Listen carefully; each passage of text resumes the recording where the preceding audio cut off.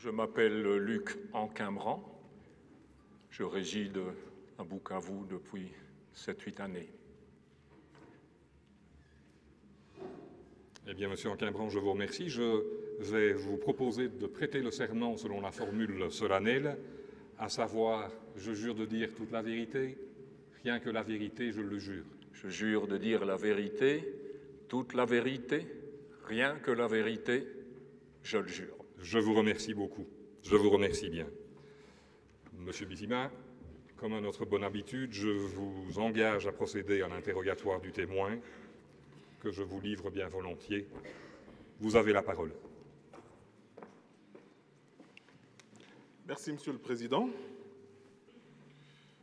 Monsieur Luc, après avoir suivi l'audition de 2 témoins, les auditions des témoins anonymes ainsi que l'interview de Madame Kapalata, le tribunal est intéressé à vous entendre au sujet de l'évaluation que vous faites de ce qui s'est passé à Moutaroulé, en précisant le rôle de la MONUSCO, donc votre appréciation du rôle de la MONUSCO, du rôle de l'armée et de la police, mais également en éclairant le tribunal sur l'analyse que vous faites de la réaction qui a été faite par la MONUSCO après. Est-ce qu'elle était suffisante?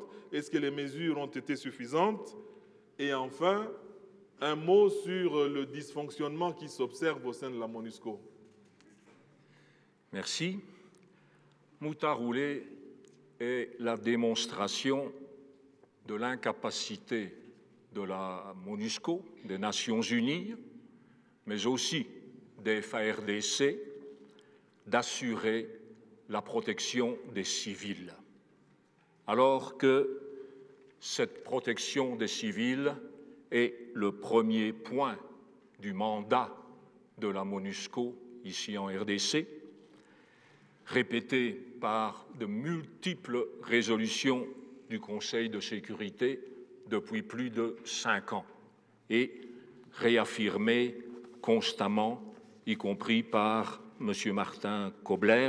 Je lis ici un article qu'il a rédigé dans lequel il dit « La protection des civils est la priorité de tout membre du personnel des Nations Unies ». Et Moutaroulé n'est pas le premier ni le dernier cas montrant l'incapacité, la passivité ou même l'impuissance de la mission des Nations Unies à protéger les civils. Il y a eu de nombreux cas avant ce massacre des civils du 6 juin 2014 à Moutaroulé et il y en a eu après cela. Par exemple, j'ai ici, de nouveau dans le même article, une déclaration de M. Kobler. C'est un article qu'il a rédigé quelque temps après le massacre de Moutaroulé, en septembre 2014. Et il dit, à ce moment-là, il dit ceci: « Les événements tels que le massacre de Moutaroulé sont aujourd'hui des exceptions choquantes, mais certainement plus la règle. » Il reste 2 minutes. Je demande à M.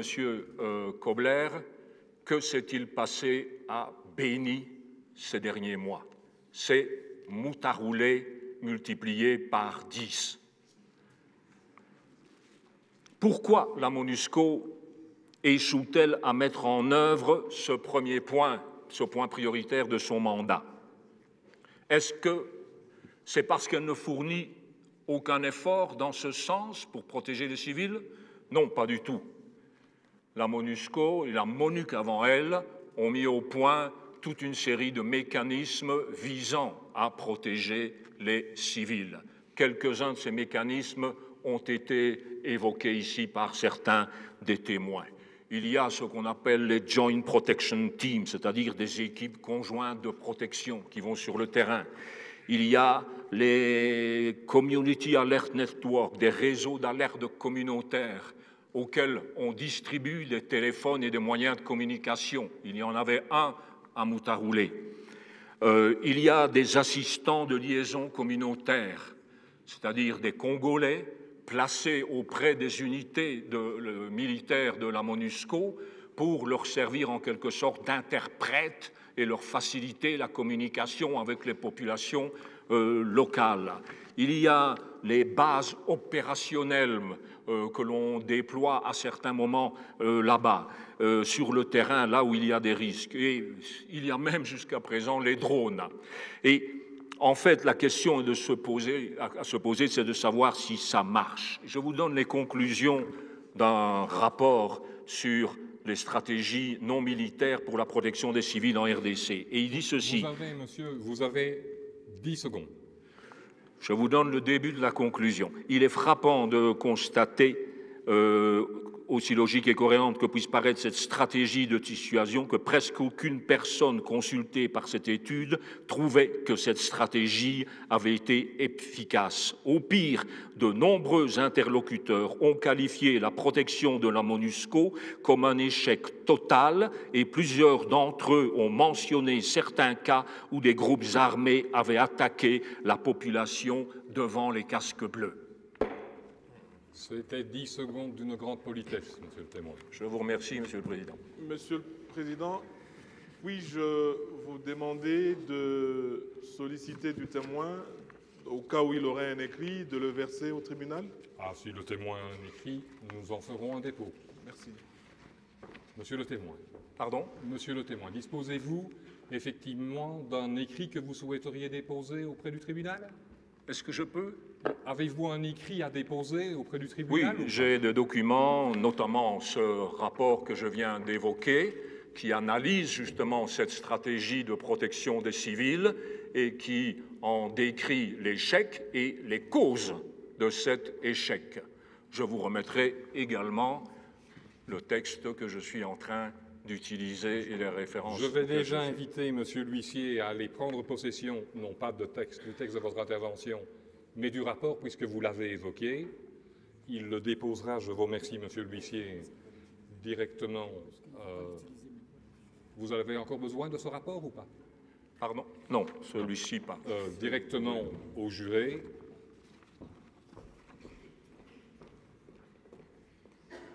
C'est la page de couverture. Je vous remercie bien. Et puis, Monsieur l'huissier, vous verrez à récupérer le rapport pour un dépôt, Madame le greffier, dans les actes de notre procédure. Ce sera le dépôt numéro 7. Madame Brackmann, je pense que vous avez des questions à poser à ce témoin. Je vous en prie. Merci, Monsieur le Président. Monsieur le témoin, vous venez de dire que le système de protection de la MONUSCO ne marche pas. Est-ce que c'est dû, d'après vous, à un manque d'intelligence, non pas au sens intellectuel, mais de absence de services de renseignement, ou à un manque de sensibilité, ou à une complicité avec des acteurs en place? Bon, cet échec de cette stratégie de protection des civils a certainement plusieurs causes. Une des premières, c'est la confiance aveugle que l'on fait dans le déploiement de ces bases sur le terrain, alors que la MONUSCO ne peut pas disposer des moyens suffisants. Comme disaient des personnes interrogées dans cette étude, nous ne pouvons pas placer un casque bleu derrière chaque arbre. Hein. Et dans la pratique, donc, les ressources militaires logistiques manquent pour couvrir l'ensemble des zones à protéger. Et puis, comme vous l'avez évoqué, il y a un problème d'intelligence dans le sens de renseignement. Pour prévenir des violences, vous devez avoir une capacité en termes de renseignement militaire extrêmement importante. Elle fait défaut à la MONUSCO. La plupart des troupes déployées, par exemple, ne parlent ni le français ni une langue locale. C'est pour ça que l'on a dû mettre à leur côté des assistants de liaison communautaire pour que les casques bleus qui circulent sur les routes et qui ouvrent leurs fenêtres et saluent les Pakistanais ici au Sud Kivu et disent « Good morning » ne servent pas qu'à apprendre l'anglais aux enfants, qui savent tous ici dire « Good morning », mais permettent réellement de récolter des informations qui peuvent permettre de prévenir les violences qui risquent d'être commises. Donc, la procédure de décision est aussi très lourde et très lente. Lorsque l'on sait qu'il va y avoir, l'on entend qu'il va y avoir peut-être un massacre, il faut passer du peloton à la section, du section à la compagnie, de la compagnie au quartier général, interroger, avant d'obtenir une décision sur la possibilité d'intervenir. Et il y a bien d'autres causes. Ne faut-il pas demander aussi l'autorisation du pays d'origine des contingents et pourquoi les Nations Unies dans leur ensemble placent-elles au Congo les contingents les plus éloignés culturellement et linguistiquement des régions concernées? Oui, il faut se poser la question pourquoi l'on envoie des contingents de certains pays et pas d'autres. Pourquoi y a-t-il pratiquement pas de contingents des troupes européennes, par exemple? La France, qui a des troupes au Mali, les Allemands eux-mêmes n'ont aucune troupe présente ici, les Anglais non plus. Les contingents ne sont pas les contingents disposant des troupes spécialisées, les plus opérationnels, bien équipés, etc., capables de mener cette guerre, puisque c'en est une, contre les groupes armés. Il vous reste un petit peu moins de 2 minutes, Madame Redman. Une question. Pourquoi ce qu'on appelle le mapping report, c'est un rapport de l'ONU qui a fait le recensement de 600 cas de massacres dans ce pays. Qu'est devenu ce rapport? Est-il exact qu'il a échoué dans un tiroir à New York? Oui, je voudrais dire, vous évoquez avec raison ce rapport mapping. C'est un rapport qui a fait l'inventaire, la cartographie des violations graves des droits de l'homme et du droit international humanitaire qui ont été commises pendant la période des 2 guerres, celle de 96 et puis de 98 qu'a connu ce pays. Et je l'ai amené avec moi. Je l'ai ici. Ce rapport, il comporte un certain nombre de cas, semblables à celui de Moutaroulé, ou pire que celui de Moutaroulé. Dans ce rapport sont cartographiés, inventoriés plus de 600 incidents.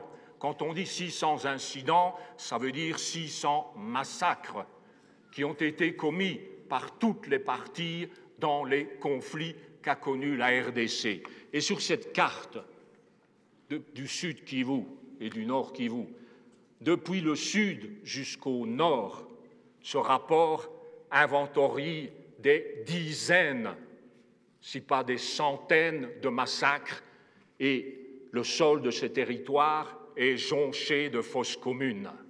Il faudrait que ce tribunal puisse aussi un jour se poser sur ce passif.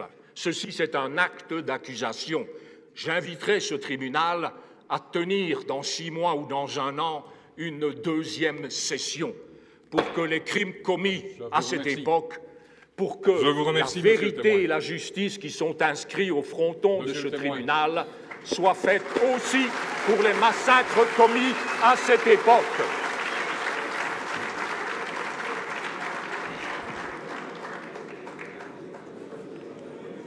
Je vous demande, Monsieur le Président,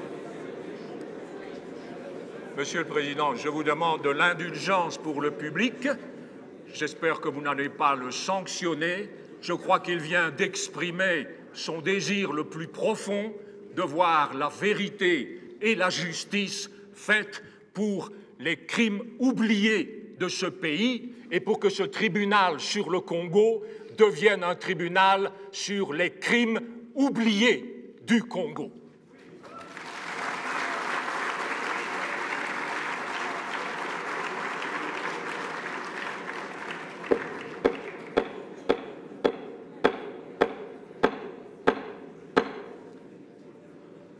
Mesdames et messieurs, je vous en prie, vous aurez remarqué que je ne vous ai pas interrompu. Je peux imaginer effectivement l'état d'esprit, l'émotion qu'un témoignage tel que celui-ci ne manque pas de susciter.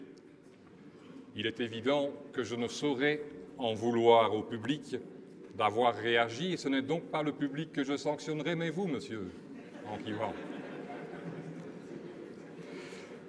J'aurai donc à votre égard une sanction extrêmement sévère. Je vous priverai d'une seconde en vue de vous permettre de vous exprimer. Je vous présente mes excuses, Monsieur le Président. Je vous remercie, je vous remercie, je vous remercie. Elles sont tout à fait acceptées. Que personne dans la salle n'imagine que cette tolérance s'appliquera à d'autres.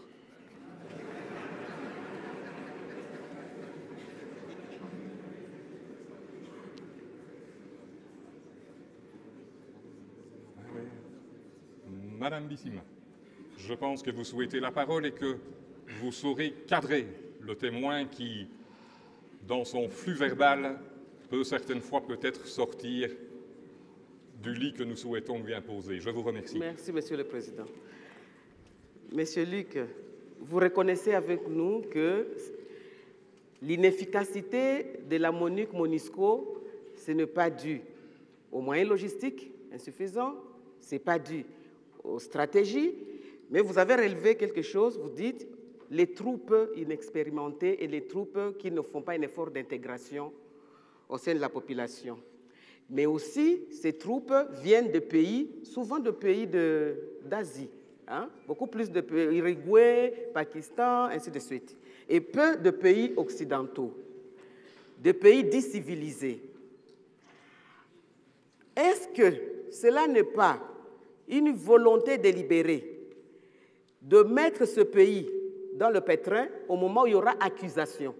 Parce que là, avec tous ces crimes qui sont en même temps documentés par les Nations Unies elles-mêmes, parce que le rapport mapping a été documenté par les Nations Unies.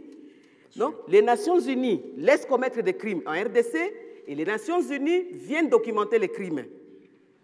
Sachant que certains pays sont préservés, ne sont pas là-dedans. Est-ce que ces pays qui sont aujourd'hui, qui ont fourni des contingents, ne sont pas exposés aux condamnations futures? Parce que j'espère que les Congolais vont, avec l'aide d'un tribunal que j'ai vu réclamer dehors, pénal pour les Congo, vont avoir la justice. Voulez-vous réagir? Oui, j'espère qu'un jour cette justice viendra et ce tribunal peut y contribuer. La contribution des troupes venant de différents autres pays, elle doit interpeller justement la conscience des gouvernants de ces pays et aussi l'opinion publique de ces pays, pour que ces pays viennent s'engager ici, aussi en RDC, pour améliorer cette situation. Je voudrais attirer cependant aussi l'attention sur un autre point. À chaque moment où l'on constate que la MONUSCO ou la MONUC avant elle n'a pas pu assurer la protection des civils, on entend le discours suivant. On entend dire que le mandat de la MONUSCO est de protéger les populations civiles, mais que c'est la responsabilité première du gouvernement national, de son armée, de son secteur de sécurité, d'assurer cette protection. D'accord, mais si c'est vrai que, d'une part, la MONUSCO et les Nations Unies n'abreuvent plus les populations de fausses promesses et de faux espoirs qui font croire qu'elles vont être protégées grâce à elles, alors qu'elles ne le sont pas, comme l'a montré le massacre de Moutaroulé. Mais aussi que si c'est la responsabilité première du gouvernement et du secteur de sécurité d'assurer la protection des citoyens, que fait la communauté internationale, que font les Nations Unies, que font la MONUSCO pour réellement appuyer ce pays dans cette tâche? Qu'a-t-on fait depuis 10 ans pour réformer l'armée congolaise, pour en faire une armée qui a les moyens de combattre les groupes armés et les défaire? Est-ce que l'on a veillé à ne pas avoir dans l'armée des éléments négatifs? Non. Depuis 10 ans, j'en ai été le témoin, chaque fois que l'on s'en prend à un groupe armé, comme les forces armées congolaises, dans leur état de faiblesse, sont incapables de défaire, d'éradiquer, de détruire ce groupe armé s'il ne veut pas se rendre, comme on est incapable de cela, on négocie. On négocie et on dit, messieurs, déposez les armes et vous pourrez entrer dans notre armée, vous pourrez entrer dans notre police. Et on les fait effectivement rentrer. Cela dure depuis des années. C'est une véritable prime aux fauteurs de guerre. C'est une véritable récompense à ceux qui massacrent, à ceux qui prennent les armes pour défendre leurs soi-disant intérêts. Il faut faire cesser cela, parce que chaque fois que vous avez un groupe qui se rend et qui intègre, dont les chefs intègrent l'armée comme colonel ou comme général, vous avez évidemment un nouveau groupe qui naît. Oui, Luc. Parce qu'il se dit, moi aussi, oui, je vais faire la même chose. C'est le moyen d'avoir un job, c'est le moyen d'avoir une place dans l'armée ou dans la police. Je vais demander ceci, Luc. La MONUSCO est la seule troupe qui circule partout dans notre pays, même dans des espaces où il n'y a pas d'autorité de l'État et où il y a seulement l'autorité des rebelles et des groupes armés qui administrent d'ailleurs. Et donc, la MONUSCO arrive même dans des espaces où étaient enlevées des populations congolaises, parce qu'il y a eu beaucoup de témoignages de victimes sur la présence de la MONUSCO dans certains coins où ils étaient enlevés. Je suis désolé, madame.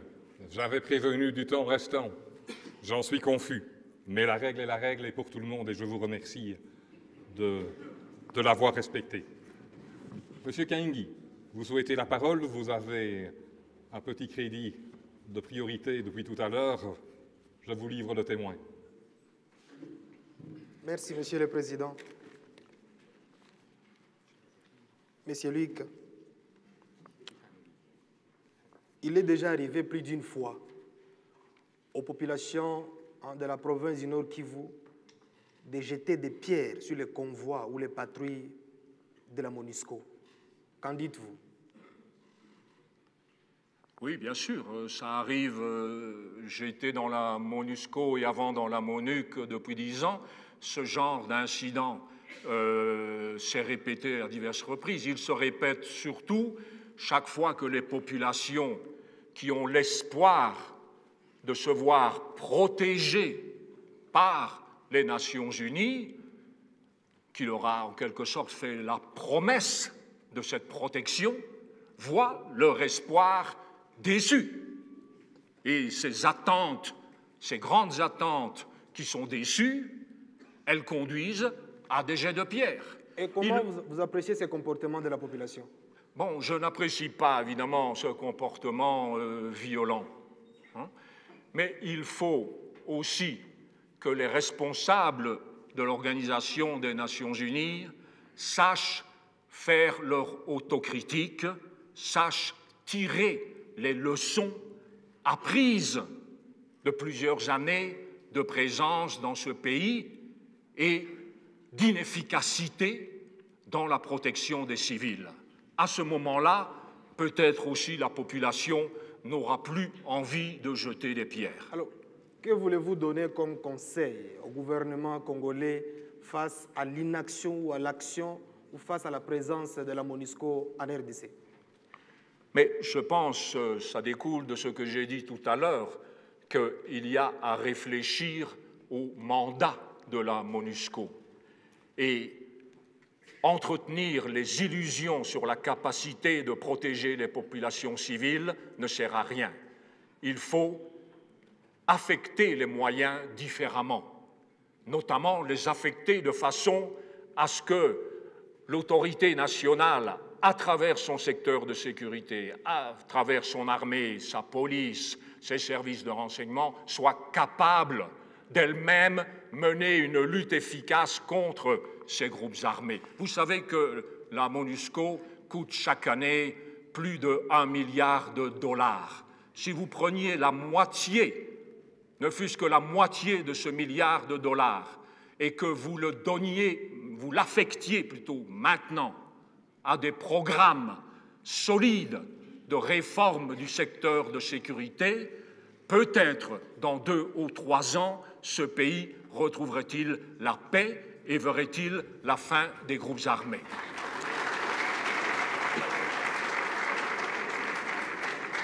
Enfin, Il nous reste 2 minutes. merci, Monsieur le Président. Et je vous propose de ne pas poser de questions tant qu'il y a du bruit dans la salle. Le temps s'écoule. Le temps s'écoule. Il nous reste 1 minute 30. Monsieur Luc, enfin, à quel niveau vous situez la responsabilité du gouvernement congolais? Je situe la responsabilité du gouvernement congolais à 2 niveaux. Premièrement, le fait de ne pas faire lui-même suffisamment d'efforts pour réformer son secteur de sécurité. Existe-t-il une véritable volonté politique de réformer l'armée congolaise? Deuxièmement, je pense que le gouvernement congolais doit revoir cette stratégie d'intégration perpétuelle des groupes armés dans sa propre armée. Enfin, il faut lutter contre l'impunité. Pour tous ces crimes que j'ai évoqués tout à l'heure et qui sont dans le rapport Mapping, il n'y a eu une commission vérité-réconciliation qui n'a entendu aucune victime ni aucun témoin sur ces 3 ans d'existence. Il y a une justice congolaise qui n'a poursuivi aucun des crimes commis pendant ces 2 guerres et qui sont dans ce rapport Mapping. Il y a beaucoup de choses à faire pour rétablir la vérité et la justice de la part du gouvernement congolais. Pensez-vous enfin qu'il y a cette volonté politique de réformer l'armée? La volonté politique, ça se crée. La volonté politique, c'est la Répondez pression qui peut l'amener. Le témoignage est terminé. Merci.